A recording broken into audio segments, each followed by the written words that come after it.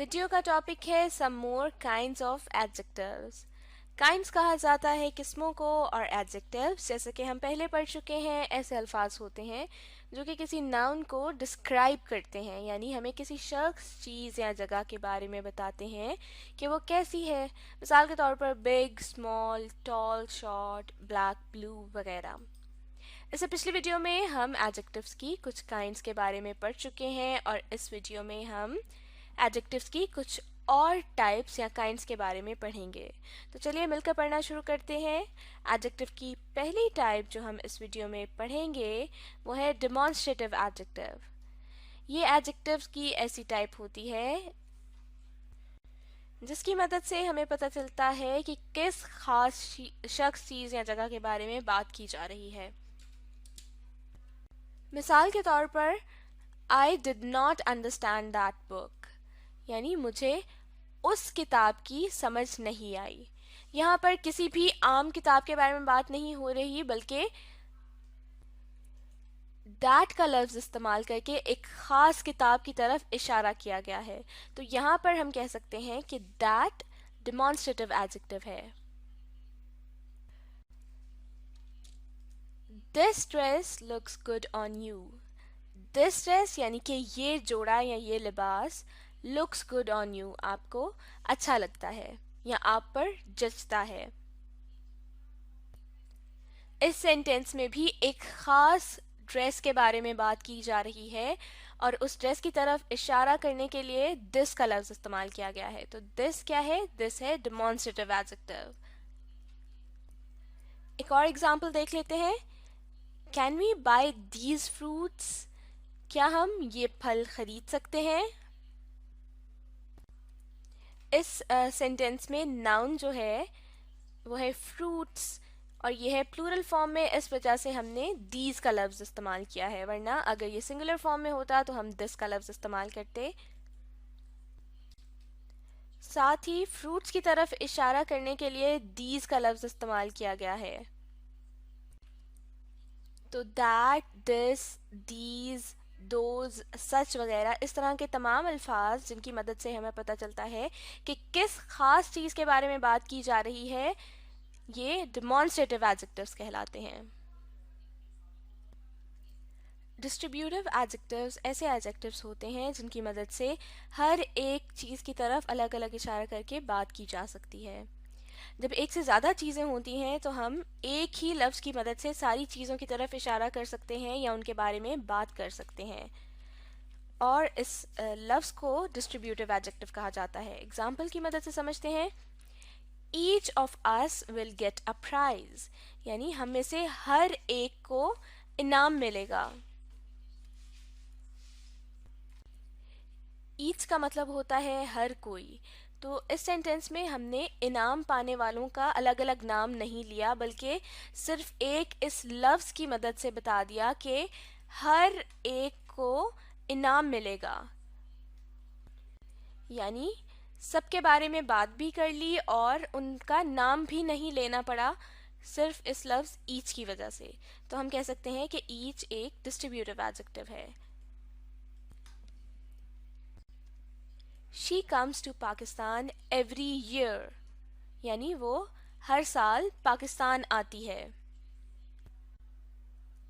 यहाँ पर जिक्र हो रहा है हर साल पाकिस्तान आने का, तो हमने सालों का नाम नहीं लिखा, बल्कि सिर्फ एक लफ्ज़ एवरी की मदद से ये बात कह दी कि वो हर साल पाकिस्तान आती है। तो एवरी की मदद से हमने तमाम सालों की भी बात कर ली और हमें हर साल का अलग अलग नाम भी नहीं लेना पड़ा। इसी तरह से either of these movies would be interesting to me, यानी इनमें से कोई भी मूवी मेरे लिए दिलचस्प होगी। आइदर का मतलब होता है इनमें से कोई भी। तो यहाँ पर आइदर का लफ्ज़ इस्तेमाल कर लेने से हमें मूवीज़ का नाम भी नहीं लेना पड़ा और उन मूवीज़ में से हर एक मूवी की बात भी हो गई। तो ईच, एवरी, आइदर, नाइदर वगैरह ये एग्जाम्पल्स हैं डिस्ट्रीब्यूटिव एडजेक्टिव्स की। अब बारी है इंटरोगेटिव एडजेक्टिव्स की। जैसे कि नाम से जाहिर है कि नाउन्स के बारे में सवाल पूछने के लिए जिन अल्फाज का इस्तेमाल किया जाता है उनको इंटरोगेटिव एडजेक्टिव कहा जाता है। यहाँ पर ये बात याद रखनी है कि एडजेक्टिव्स का काम होता है नाउन्स को डिस्क्राइब करना, यानी उनके बारे में बताना। तो जब हम सवाल पूछेंगे वो भी नाउन के बारे में ही होना चाहिए। Whose pen is this? यानी कि ये किसका पेन है। यहाँ पर जो लफ्ज़ whose है ये इंटरोगेटिव एडजेक्टिव है और इसके साथ जो पेन है ये नाउन है और इन दोनों अल्फाज का इकट्ठा आना ज़रूरी है।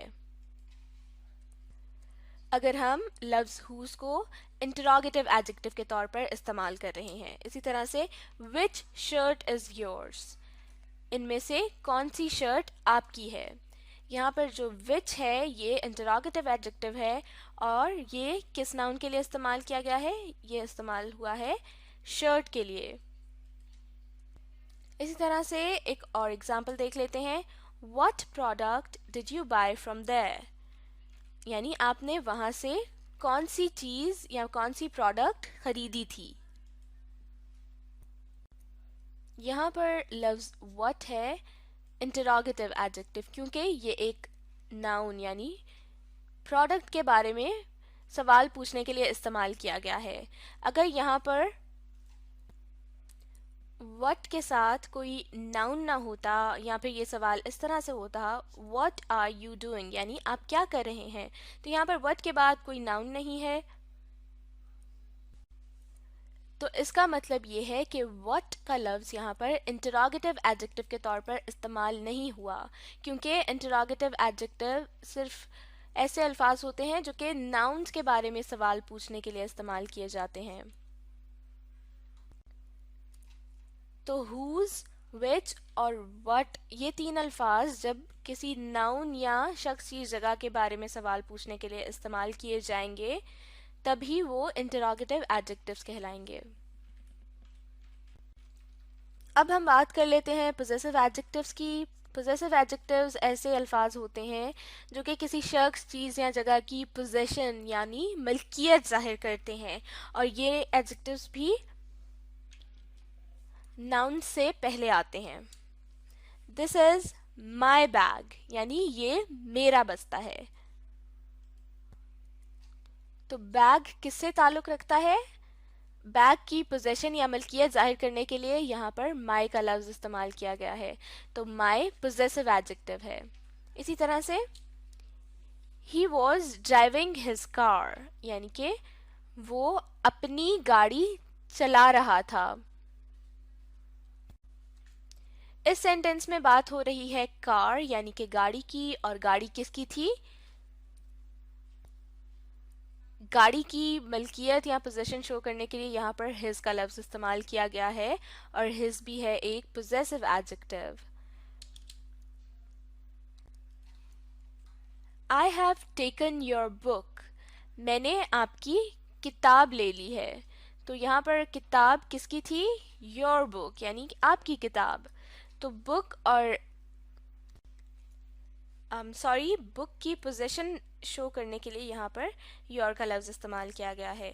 तो माई, हिज और योर ये तमाम वर्ड्स एग्जाम्पल्स हैं पोजेसिव एडजेक्टिव्स की, क्योंकि इनकी मदद से हम किसी भी नाउन की पोजेशन या मलकियत जाहिर कर सकते हैं।